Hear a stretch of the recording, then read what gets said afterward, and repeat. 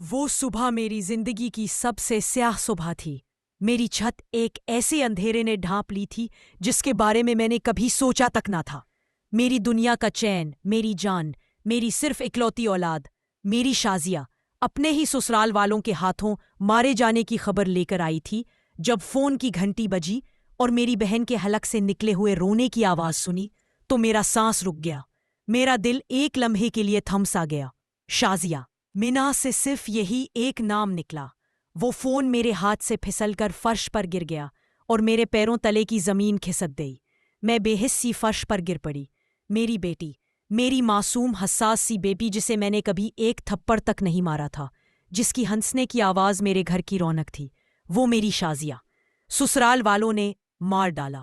یہ جملہ میرے ذہن میں گونجتا رہا اور ہر بار ایک نیا زخم لداتا رہا۔ میں نے خود کو سنبھالا۔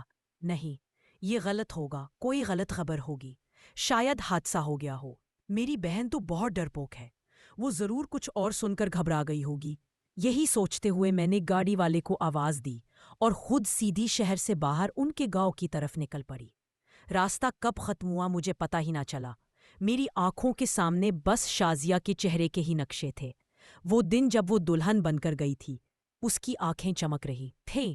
اس نے مجھے گلے لگاتے ہوئے کہا تھا، اماں فکر مت کرو، میں خوش ہوں۔ اور آج میری آنکھیں ہر طرف دھندلا سا منظر دیکھ رہی تھیں۔ جب میں ان کے گھر کے سامنے پہنچی تو ایک عجیب سناٹا تھا۔ دروازہ کھلا تھا۔ اندر سے کسی کے رونے کی آواز نہیں آ رہی تھی، بس ایک بھاری خاموشی تھی جو دل دہلا دینے والی تھی۔ میں نے دروازہ کھولا۔ میری بیٹی، میری شازیہ کچن کے فرش پر ایک سفید چادر میں لپیٹی پڑی تھی۔ اس کے سر کے پاس اس کی ساس بیٹھی تھی جو بڑبڑا رہی تھی۔ تم نے دیکھا، خود گر گئی تھی، سر سے لگ گیا تھا۔ ہم نے کیا کیا؟ ہسپتال لے گئے، ڈاکٹروں نے بچا نہیں سکے۔ میرا خاوند، شازیہ کے سسر ایک کونے میں کھڑے تمباکو نوشی کر رہے تھے۔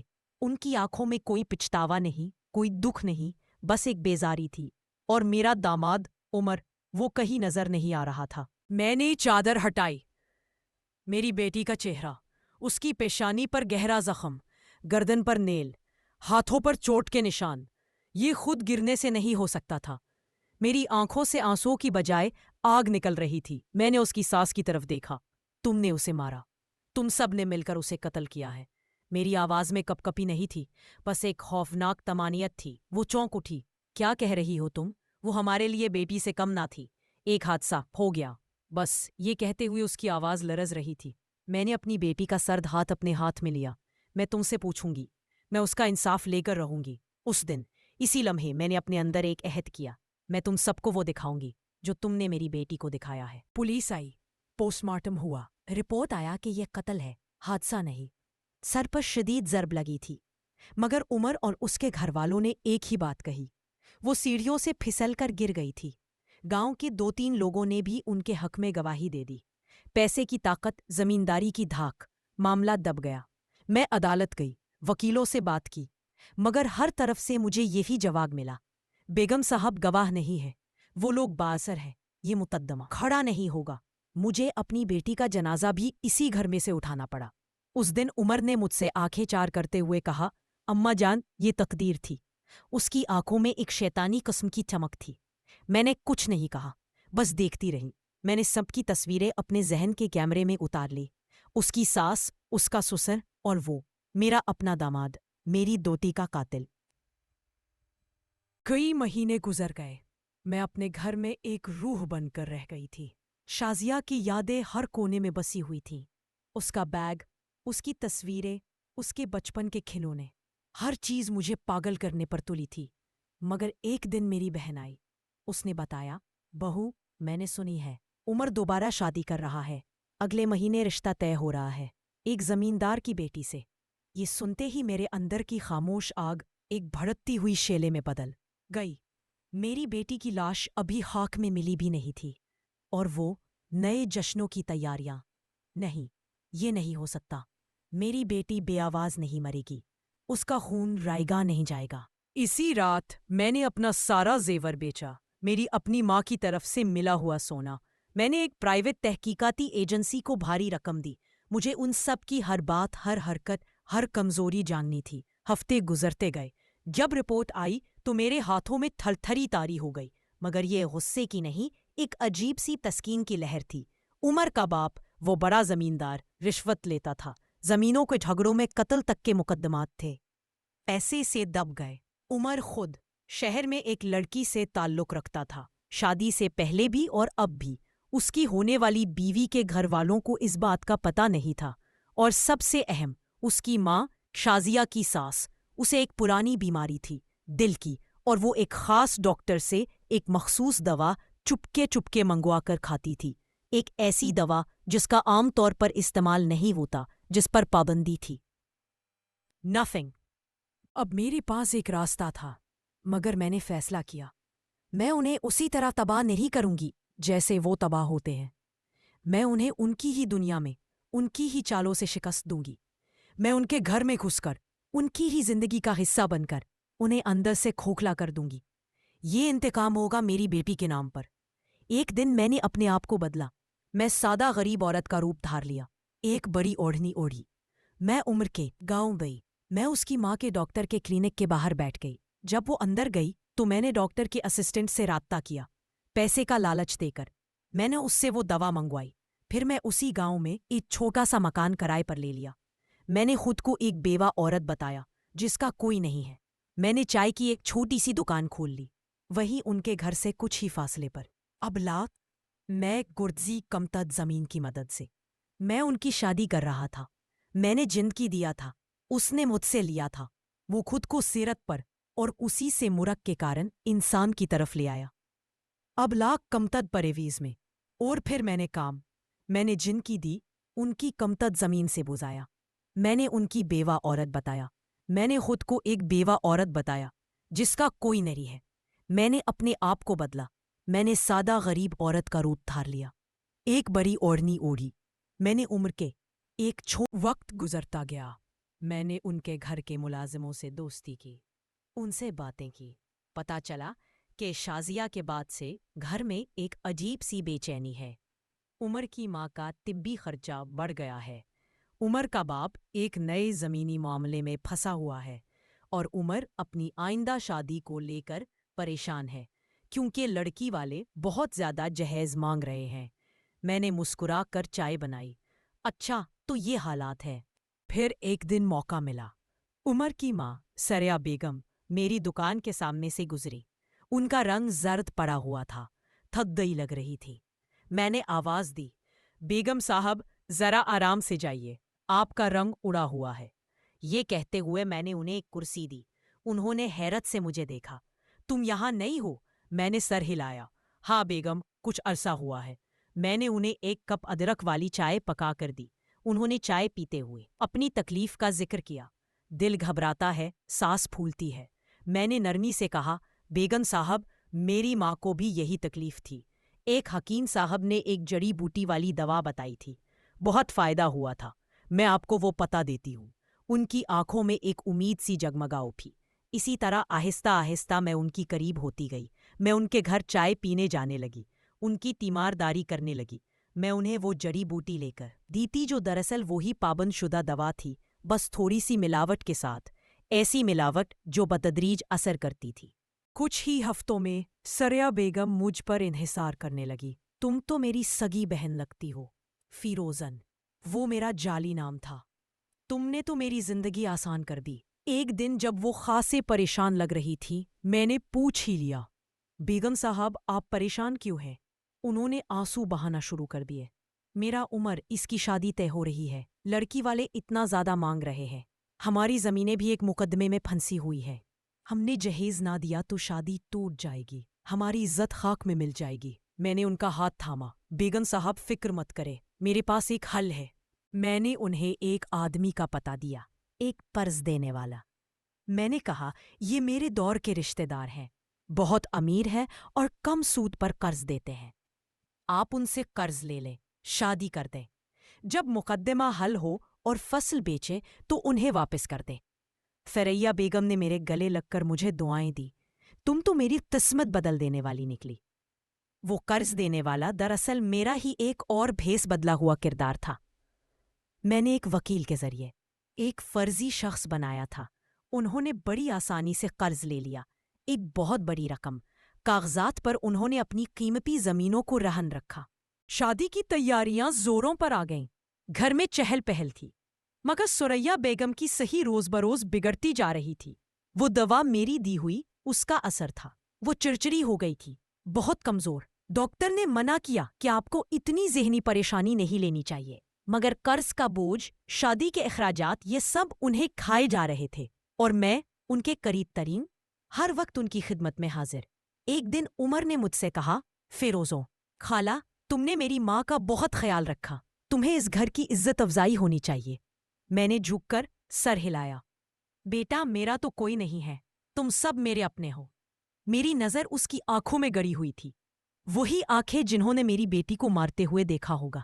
میرا دل چاہا کہ میں ابھی اپنا اصل روپ دکھا دوں، مگر میں نے صبر کیا، ابھی نہیں، وقت آیا ہے شادی کا۔ شادی والے دن گھر میں دھوم تھی، مہمان آئے ہوئے تھے، دولہا تیار ہو رہا تھا۔ اچانک چیخ کی آواز آئی۔ سریا بیگم کا دل کا دورہ پڑا تھا، ہڑبڑاہٹ مچ گئی۔ میں ان کے سرہانے کھڑی تھی، ان کی آنکھیں کھلی ہوئی تھی، وہ مجھے دیکھ رہی تھی۔ میں نے ان کے کان میں آہستہ سے کہا، یہ شازیہ کا انتقام ہے سریا بیگم، تم نے میری بیبی کو مارا تھا، اب میں تمہیں، تمہارے خاندان کو، تمہارے ہی گھر میں تباہ کر رہی۔ ان کی آنکھوں میں ایک خوفناک حیرت اور پھر گہرا خوف چمکا۔ وہ کچھ کہنا چاہتی تھی مگر ان کی زبان نہیں چلی۔ وہ بے ہوش ہو گئیں، انہیں ہسپتال لے جایا گیا، مگر وہ واپس نہ آئے۔ گھر میں ماتم کا سما تھا، شادی ملتوی۔ عمر اور اس کا باپ ٹوٹ گئے تھے، ابھی وہ اس صدمے سے باہر نہیں نکلے تھے کہ ایک اور آفت آ گئی۔ وہ قرض دینے والا جس کے پاس ان کی زمینوں کے کاغذات تھے، اس نے واپسی کی آخری تاریخ گزرنے کا نوٹس بھیج دیا۔ فوری رقم واپس چاہیے ورنہ زمینیں ضبط۔ عمر کے باپ نے ہاتھ پاؤں مارنا شروع کر دیے۔ ان کے پاس پیسے نہیں تھے، انہوں نے اپنے اثر و رسوخ کا استعمال کیا، مگر وہ قرض دینے والا بہت طاقتور تھا۔ دراصل میں نے وہ زمینوں کے کاغذات ایک دوسرے زمیندار کے ہاتھ، جو ان کا پرانا دشمن تھا، بھاری نفع پر بیچ دیے تھے۔ اب وہ زمیندار ان کاغذات کے ساتھ عدالت چلا گیا۔ ایک کے بعد ایک مصیبت۔ عمر کی ہونے والی بیوی کے گھر والوں کو اس کے اس پہلے تعلق کی خبر مل گئی۔ انہوں نے شادی منسوخ کر دی۔ گاؤں میں ان کی عزت خاک میں مل گئی۔ اب وہ طاقتور خاندان جس کے آگے سب جھکتے تھے، دیوالیہ ہو چکا تھا۔ عمر کا باپ فالج کے اٹیک میں آ گیا۔ عمر خود اپنی ماں کی موت، زمینوں کے چلے جانے اور شادی ٹوٹنے کے صدمے میں ہمیشہ کے لیے ڈپریشن کا مریض بن گیا۔ وہ شراب پینے لگا۔ گھر کی عمارت جو کبھی شان و شوکت کی علامت تھی، اب ویران ہو رہی تھی۔ ایک شام میں نے اپنا اصلی لباس پہنا، وہی جو میں شازیہ کے جنازے والے دن پہنے ہوئے تھی۔ میں اس ویران گھر میں داخل ہوئی۔ عمر فرش پر پڑا شراب پی رہا تھا، اس کا باپ ایک ویل چیئر پر بے حصہ بیٹھا تھا۔ میں آہستہ آہستہ ان کے سامنے کھڑی ہو گئی۔ عمر نے مجھے دیکھا۔ تم فیروزن خالہ، تم یہاں کیسے؟ میں نے آہستہ سے کہا، میں فیروزن نہیں ہوں عمر، میں شازیہ کی ماں ہوں۔ اس کے چہرے پر ایک خوفناک حیرت دوڑ گئی۔ وہ چلایا، تم وہی، تم نے یہ سب کیا ہے؟ میں نے آہستہ سے سر ہلایا۔ ہاں، میں نے کیا ہے، میں نے وہی کیا جو تم سب نے میرے ساتھ کیا تھا۔ تم نے میری بیٹی کو تڑپا تڑپا کر مارا، میں نے تمہیں تڑپا تڑپا کر مارا ہے۔ تم نے اس کی زندگی چھینی، میں نے تمہاری زندگی کا ہر چین، ہر سکون، ہر امید چھین لی ہے۔ اس نے چیخ کر کہا، تم شیطان ہو۔ میں نے کہتہا لگایا، نہیں عمر، شیطان تو تم تھے، میں صرف ایک ماں ہوں، ایک ایسی ماں جس کی اولاد کو تم نے چھین لیا۔ میں نے اس دن کہا تھا نا، میں انصاف لے کر رہوں گی۔ یہ وہ انصاف ہے جو تمہاری اپنی کرتوتوں کے ذریعے تم پر نازل ہوا ہے۔ تمہاری ماں نے شازیہ کو مارا تھا اور میں نے تمہاری ماں کو وہی دوا کھلائی جو اس نے میری بیٹی کو دی تھی، بس تھوڑے سے فرق کے ساتھ۔ تمہارے باپ نے پیسے کے زور پر مقدمہ دبایا تھا، میں نے تمہاری زمینیں تمہارے ہی پیسے سے تم سے چھین لی، اور تم نے میری بیٹی کو وہ سب دکھ دیے۔ اب تم خود اپنے دکھوں میں جیو گے۔ میں وہاں سے نکلتے ہوئے پیچھے مڑ کر دیکھا۔ عمر کا سر ہاتھوں میں تھا اور وہ ہچکیاں لے لے کر رو رہا تھا۔ اس کا باپ بے بسی کے آنسو بہا رہا تھا، مگر میرے دل میں کوئی ترس نہیں آیا۔ بس میری بیٹی کی مسکراتی ہوئی تصویر تھی جو میرے سامنے تیر رہی تھی۔ میں نے باہر آ کر ایک لمبا سانس لیا۔ ہوا نے سرگوشی کی۔ بیٹی، اماں نے تیرا بدلہ لے لیا، اب تو چین سے سو جا۔ کچھ دن بعد میں اپنے گھر واپس آ گئی۔ میں نے شازیہ کی قبر پر جا کر فاتحہ پڑھی۔ اب میری زندگی کا کوئی مقصد نہیں رہا تھا، مگر ایک عجیب سی بے چینی مجھے کھائی جا رہی تھی۔ کیا میں واقعی ان سے بہتر تھی؟ میں نے بھی تو وہی راستہ اپنایا تھا، انتقام، نفرت، دھوکہ۔ میں نے اپنے آپ کو ایک پل کے لیے بھی شازیہ کی ماں نہیں رہنے دیا تھا۔ میں ایک درندہ بن گئی تھی۔ 1 سال گزر گیا۔ ایک دن مجھے پتا چلا کہ عمر نے اپنے آپ کو پھانسی دے لی ہے۔ اس کے باپ کا بھی انتقال ہو گیا۔ وہ گھر، وہ خاندان، صفا ہستی سے مٹ گیا۔ اس خبر کو سنتے ہی میں بے ہوش ہو گئی۔ جب ہوش آیا تو میری آنکھوں کے سامنے وہی منظر تھا، عمر کی بے چارگی بھری آنکھیں اور شازیہ کی معصوم مسکراہٹ، دونوں ایک دوسرے کے اوپر ٹیپ ہو گئے تھے۔ میں نے اپنا سارا مال، اپنی جائیداد ایک ایسے ادارے کے نام کر دی جو بیٹیوں کے تحفظ کے لیے کام کرتا ہے۔ میں نے اس ادارے کا نام رکھا شازیہ ٹرسٹ۔ اب میں اسی میں اپنی باقی زندگی گزار رہی ہوں۔ کبھی کبھی رات کو جب میں سونے کی کوشش کرتی ہوں تو مجھے وہ سب منظر دکھائی دیتے ہیں۔ میں نے اپنی بیٹی کا بدلہ لے لیا تھا، مگر کیا میں نے اپنی بیٹی کو شرمندہ نہیں کر دیا؟ کیا وہ مجھے دیکھ رہی ہوگی اور سوچ رہی ہوگی کہ اماں، تم نے وہی کر دکھایا جس سے میں نفرت کرتی تھی؟ لوگ کہتے ہیں انتقام میٹھا ہوتا ہے، مگر میں کہتی ہوں انتقام ایک زہر ہے جو دینے والے کو بھی اندر ہی اندر کھا جاتا ہے۔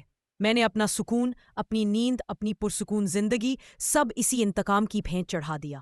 ہاں، میں نے وہ حاصل کر لیا جس کے لیے میں نکلی تھی۔ میرا نقصان تو پہلے ہی ہو چکا تھا، میں نے صرف اپنے زخموں کو گہرا کیا، اپنے درد کو ہوا دی۔ اب اگر کوئی مجھ سے پوچھے تو میں یہی کہوں گی، بیٹیوں، انتقام مت لو، انصاف کے راستے پر چلو۔ اگر انصاف نہ ملے تو بخش دو، کیونکہ نفرت تمہیں اندر سے کھوکھلا کر دیتی ہے۔ اور ماؤں سے میرے جیسا نہ بنو۔ اپنی اولاد کی یادیں پاک رکھو، ان کے نام پر نیک کام کرو، یہی ان کی سب سے بڑی یادگار ہے۔